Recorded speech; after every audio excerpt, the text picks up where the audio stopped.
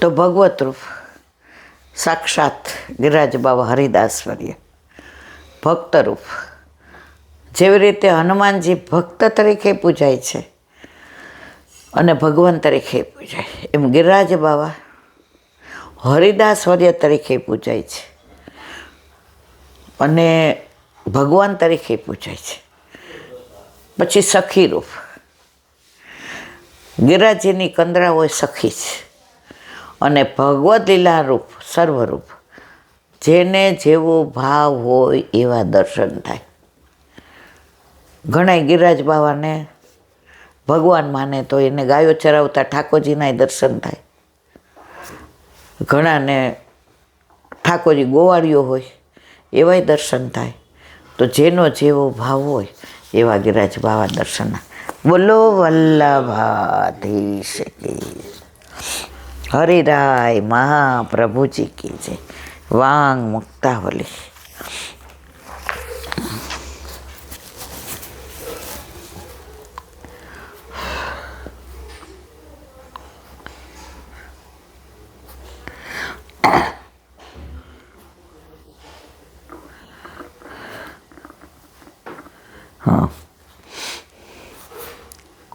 વિરહે ભાવના સ્પર્શ ક્લેશ વૃદ્ધિ કરો યતઃ લીલોદયે તાપ ભાવાત દ્વિગુણ સોનું ભયતે. ગુજરાતી. વિરહમાં હું પ્રભુને સ્પર્શ કરું છું એવો વિચાર આવો એ પણ ક્લેશને વધારનારો થઈ પડે છે. અને જ્યારે પ્રભુની લીલાઓનો અનુભવ થવા માંડે છે ત્યારે તાપ તો રહેલો જ છે, તેથી ક્લેશ બમણો અનુભવાય છે.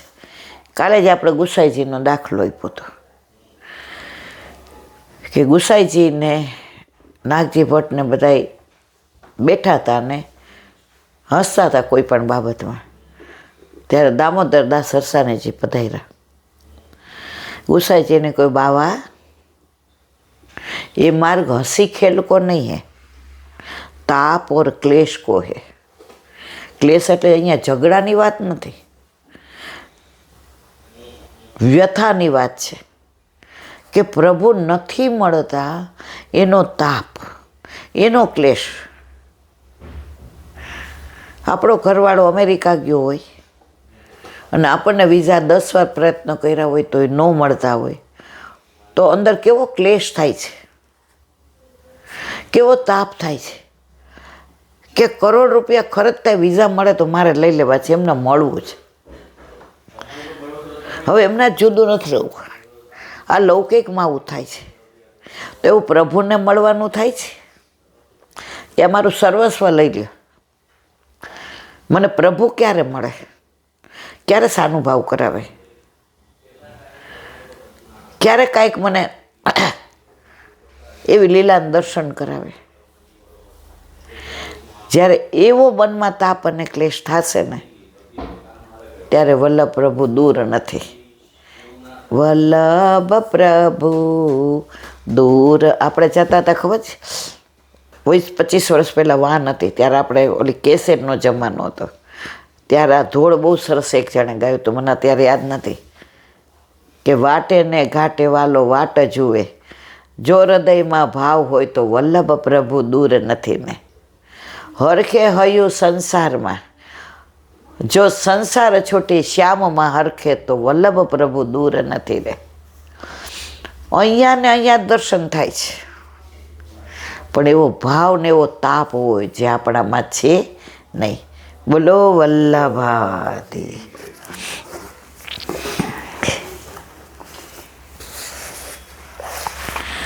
દયારામભાઈના ચંદ્રાવલા.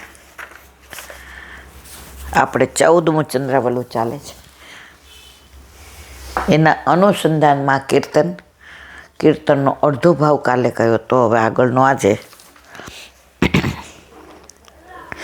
આ પદમાં પરમાનંદાસી કહે છે કે ભગવાનના ભજન સ્મરણમાં જોઈએ તે સંપત્તિ તો બધાને ભગવાન એક સરખી આપી છે. કોઈને 3 આંખ આપી છે, કોઈને 4 આપી છે, બધાને 2 જ આપી છે. કોઈને 2 નાક આપ્યા છે, કોઈ 4 કાન આપ્યા છે, પ્રભુએ બધાને એક સરખું જ આપ્યું છે, પણ બધા એક સરખો ઉપયોગ નથી કરતા. ઘણા મોઢાનો ઉપયોગ પ્રસાદ લેવાને ગુણાનુવાદ કરવાના બદલે પંચાત્મા કરતા હોય. ઘણા આંખથી દર્શન કરવાના બદલે ઈર્ષા કરતા હોય. ઘણા કાનથી ગુણાનુવાદ સાંભળવાના બદલે લોકોની વ્યથાઓ કરતા હોય. તો બધાને બધી સંપત્તિ અલૌકિક પ્રભુએ સરખી જ આપી છે. હવે ઉપયોગ કેવો કરો એ આપણે જોવાનો. પ્રભુએ ગાડી આપણને આપી, મર્સિડીઝને બાજુવાળાને આપી. હવે એ રોજ દર્શન કરવા જાય બેઠકે, અને આપણે દારૂના ફેરા કરીએ. ગાડી આપી, ભાવે એક દિવસે લાવ્યા, એ જ કંપની. તો જે દર્શન કરવા બેઠકે જાય છે એનું ગાડી લાવ્યા, એનું ફળ મળ્યો. આપણે દૂર રહ્યા. કેમ? આપણે જેના માટે ઉપયોગ કરવો જોઈએ નથી કરતા. એમ અત્યારે પણ બધાને બધું સરખું આપ્યું છે, પણ ઉપયોગ જે થવો જોઈએ તે થતો નથી. નેનોથી ભગવત રૂપ નિહાળવું આવ્યું, કાનોથી ભગવત ગુણગાન સાંભળવું, જીભ આપી છે ભગવત યશોગાન કરવા. હવે આથી બીજી સંપત્તિની જરૂર રહેતી નથી. હવે આ સંપત્તિનો સદુપયોગ ન કર્યો તો તેણે સંસારમાં આવીને ખોટ ખાધી. ઘણાએ પૈસા એક જ સરખા રોકે, તો એકને ધંધામાં ફાયદો થાય ને એકમાં ઓલાને ખબર જ ક્યાં લગાવવા. અને આના બુદ્ધિ ઓછી છે. તો આ બધાનો ઉપયોગ બરાબર ન કરીએ તો આપણે તો ખોટ જ ખાધી છે. લૌકિક સંપત્તિ મેળવવામાં જો ઉંમર વીતી જાય તો શું કામનું? તે સંપત્તિ અહીં જ રહેશે. આ કેટલું કમાયા, કેટલી મજૂરી કરી. આપણે બાળપણ પછી સીધું ઘડપણ જ આવી ગયું. યુવાની ન આવી આપણે, કારણ કે 3 કપડે ઘરમાંથી નીકળી ગયા હતા. ચાલીમાં ભાડે રહ્યા ને પૈસા માટે થઈને આમ ટ્યુશનો કર્યા ને તમે આમ 2 રૂપિયા બાઇડિંગ માટે નીચે બેઠા. કેટલું ભેગું કર્યું. અત્યારે કેવો આનંદ છે. હવે ત્યારથી ભક્તિ ચાલુ કરી હોત તો અત્યારે ક્યાં પહોંચી ગયા હોત. જે ભેગું લઈ જવાનું છે હવે શરૂ કર્યું. અને અત્યારે બધા એ જ કરે. જે ભૂલ આપણે કરીએ એ જ બધાય કરે છે. યુવાનીમાં કોઈને ખબર જ પડતી નથી કે આ કાંઈ ભેગું નથી. હા, પૈસો જરૂરી છે, પણ પૈસો સર્વસ્વ નથી. આજે તમારે રહેવા ખાવા માટે જરૂર છે, સંસારમાં રહેવા માટે, પણ ઓલા શેઠની જેમ કે 7 પેઢી કે ગોસાઈજી પાસે આવ્યા. શેઠ અહીંયા રાજનગરના છે. બ્રહ્મ સંબંધ લીધું. એ કે મને એવી સેવા આપો મારા રૂપિયાનો ખર્ચ ન થાય. મારે 99,000 છે, હવે 1,00,000 કરવા છે. તો સેવામાં પૈસા જાય તો 1,00,000 ન થાય ને. ગોસાઈજીએ માનસી આપી. તારે માનસીમાં જ કાંઈ ને. એ કે આ રોજ જગાવીશ, ચારેજી ભરીશ, દૂધ ઉકાળેલું, મિશ્રી ધરીશ, સૂકો મેવો ને લીલો. માનસીમાં શું વાંધો છે? એમાં શું ખર્ચો થવાનો છે? રોજ કરે. એ કે આ ગોસાઈજીએ બહુ કૃપા કરી. પૈની પેદાશ લઈને ઘડી નવરાશ નહીં. માનસીમાં અડધો કલાક બેઠા ને એ ભક્તિ થઈ ગઈ. એકવાર માનસીમાં દૂધ ઉકાળતા હતા અને ખાંડ મુઠ્ઠો ભરીને નાખી. એ કે અરે વધુ પડી ગઈ, લાવ કાઢી લઉં. કાઢવા ગયો શેઠ માનસીમાં. ઠાકોરજી હાથ પકડ્યો. એ તારા બાપનું શું જાય છે? માનસીમાં છે. શેઠ કહે છે માનસીમાં મેં પ્રભુની સેવા કરી તોય મારો હાથ પકડ્યો, તો આ બધું છોડીને મારા પ્રભુમય થઈ જાઓ તો મારો તો બેડો પાર થઈ જાય. એટલે આપણે બધા સંપત્તિમાં આમાં જ છે. 99,000 થયા, ક્યારે 1,00,000 થાય? એમાં દીકરાને તકલીફ ન પડવી જોઈએ. હમણાં જ મેં ક્યાંક વાંચ્યું હતું, જો પુત્ર તમારો સુપૂત છે તો એ કમાઈ લેવાનો છે. તો એના માટે ભેગું કરવાની જરૂર નથી. જો સુપુત્ર છે તો આપણે આપણી જાતે ઊભા થયા એમ થવાના જ છે. અને કુપુત્ર છે તો ખોટા રસ્તે વાપરે છે ને ભેગા હું કામ કરો છો? સારો પુત્ર હોય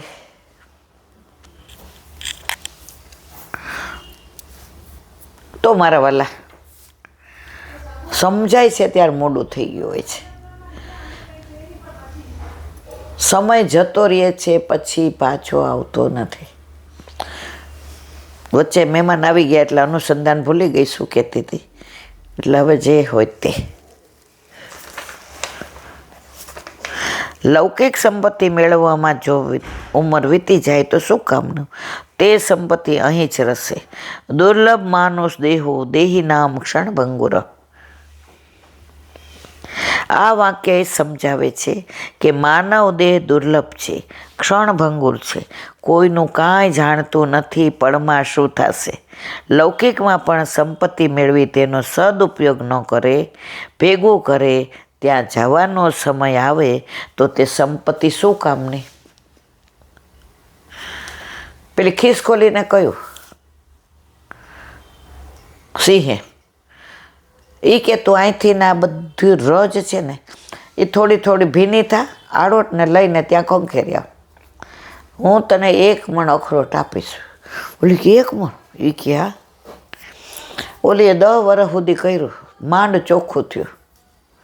એ કે લઈ જાય કે તાર માટે જ છે. ત્યારે દાંત વયા ગયા હતા, ખવાય એમ નહોતું. ખિસકોલી કે 10 વર્ષ જિંદગીના વયા ગયા. ચીંચી કરવાનું, ઝાડ ઉપર ચડવાનું, રમવાનું, ખેલવાનું, બચ્ચા પેદા કરવાનું બધું મૂકીને 1 મણ અખરોટ માટે થઈને 10 વર્ષ કાઢ્યા. હવે મને મળ્યા હતા, દાંત વયા ગયા. આપણી દશા એ જ છે બધાયની. દાંતને બધું હતું, તબિયત સારી, ત્યારે પૈસા ભેગા કર્યા. હવે રોજ અત્યારે વાપરવા છે પણ તેવડ છે, દોડાય છે, ચલાય છે, ક્યાંય જવાય છે. આ વ્રજમાં જવાનું, પેકિંગ કરવાનું તો 2-3 દીથા આમ મૂંઝાય કે આ રહી ન જાય. આનો ભલે દીકરા બહુ સારા છે, બધાય મદદરૂપ થાય છે બરાબર, પણ કેવા થાકી જાય છે. આમ કપડાં અંદરથી કાઢતા કાઢતા તો બેસી જવું પડે છે. અને તેવડ હતી ત્યારે વ્રજમાં જતા હતા ના. અમારે ક્યાં ટાઈમ છે? નોકરી હોય ને, ટ્યુશન હોય ને. મારે તો કેટલા બધી લે કર. હવે માંડ વ્રજમાં મહારાણીમાં કૃપા કરે છે જવાય છે. બાકી હવે તમે એમ કહો મારે અહીંયા જાવું, ના ભાઈ ના, ક્યાંય તેવડ નથી. શું કામનો પૈસો?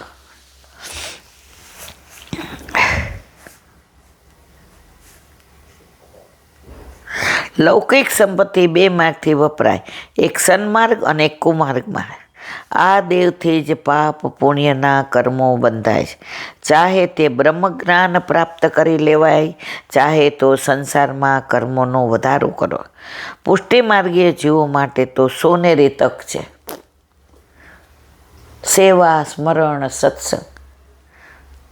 ઘણા એવા વૈષ્ણવ જોયા છે, નિષ્કંચન વૈષ્ણવને ખબર ન પડે મદદ કરે, અને એ ત્રીજી વ્યક્તિને ખબર ન પડવા દે કે અમે આને મદદ કરી છે. હમણાં જ એક વૈષ્ણવને 75 વર્ષ પૂરા થયા, એટલે એના ઘરમાં બધાએ કીધું કે આપણે તમારી પાછળ 50 લાખ વાપરવા છે. એટલું બધું તમે મજૂરી કરી, ભેગું કર્યું, તમે આ બધું અમારા માટે કર્યું, શું કરવું છે તમે કહો. 2-3 દી થયા એટલે એ ભાઈએ કીધું, એ કે હું એક એવા નિષ્કંચન વૈષ્ણવને ઓળખું જે માંડ ભાડું ભરે છે, અને એની પાસે રિક્ષાના પૈસા નથી. એ ભાડે રિક્ષા ફેરવે, ભાડું મળે એમાંથી ઓલાને ભાડું આપે ને વધે એમાં ઘર ચલાવે છે. તો મારે એક એને રિક્ષા દઈ દેવી છે, અને બીજું મારે એને 35-40 લાખનું મકાન લઈ દેવું છે. એટલે એને ભાડું ન ભરવું પડે. એટલે રિક્ષાનું ભાડું બંધ થઈ જાય, અને એ ભાડે રહે છે એ બંધ થઈ જાય, અને એના છોકરાને સારી રીતે ભણાવે, અને એના ઘરે ઠાકોરજી બિરાજે છે. પણ તમારા કોઈ એ ભાઈ વિશે મને પૂછવાનું નહીં. રસ્તામાં કોક દી તમને મળે ને તો એને તમને આમ કહો કે અમે આને મકાન લઈ દીધું હતું, અમે આને રિક્ષા લઈ દીધી હતી. એ હું ને એ બે જ જાણીએ. પપ્પા તમે જેમ કહો, મમ્મી તમે જેમ કહો એમ. દીકરા લાયક હતા. પેલાને મળ્યા, સાચી વાત કરે. એ કે મારાથી થોડું લેવાય કોઈનું. એ કે જ્યારે તારે સારું થાય ત્યારે તું હપ્તે હપ્તે એ પૈસા જે તારામાં અમે ઇન્વેસ્ટ કર્યો એમ તું બીજા વૈષ્ણવમાં ઇન્વેસ્ટ કરજે. તો કે ત્યારે તમારી ઉંમર થઈ, તમે ના હો તો કેમ? ત્યાં નહીં, આપણે ત્યાંની ઓળખાણ નથી, ત્યાંય પાછા મળશું ને. એ કે કોકને ખબર પડે ને તો મારા છોકરા છોકરીને કોઈ લે નહીં. એ કે ખબર પડે તે દી તારું ખાહડું અને અમારું મોઢું. તને અમારા પર વિશ્વાસ હોય તો, અને તને રોકડા આપવાના, ચેકે નહીં કે કોક દી સાબિત થાય કે અમે તને આપ્યા હતા. એની વહુએ કીધું